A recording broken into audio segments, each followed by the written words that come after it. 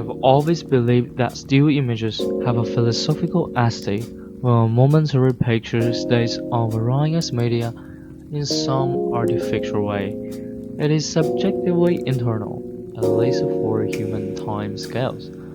The camera is a magical atom for me, freezing time, and is also a weapon that works for creation in accordance with my personal ethic. There are many things in common between photography and painting or writing. You need to master the machine in your hand, understand its functions, strengths, weakness, various parameters, and understand its limits during using it. In addition, there are various kinds of knowledge about picture composition, light, angles, which need constant learning and accumulation to make a better creation. But at the same time, the creation through the camera is completely in line with people's intuition about beauty. It can be said that there are many precious photos that are completely out of the photographer's momentary intuition, and it makes the seemingly boring reality converted into a work of art through a camera. When I was traveling somewhere a few years ago, someone asked me, is it really necessary to take a shot with camera these days? Well, I didn't reply to him at the time. Although I didn't like this argument, I understood what he meant.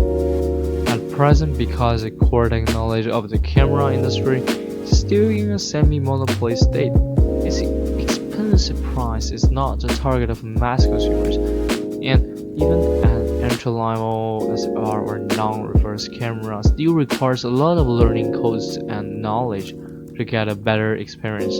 In this era of high popularity of smartphones, logarithmic shooting through the computing power of the mobile phone itself can indeed save various costs to a certain extent, but in the years I used the camera, I clearly understood the gap between the two, and the camera could not be replaced anyway.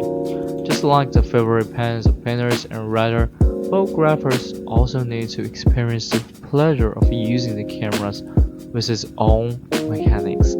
And actually, I think the upper limit of the camera is worth the cost.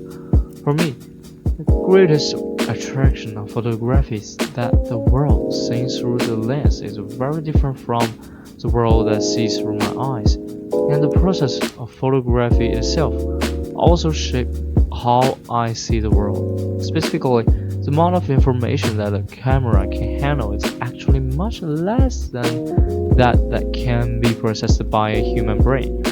But the amount of information on a still picture usually has more focus, and combined with the angle of composition or light to fix information like this, can make the structure of the picture steady, which is a reason why the appreciation of a still picture can be very long.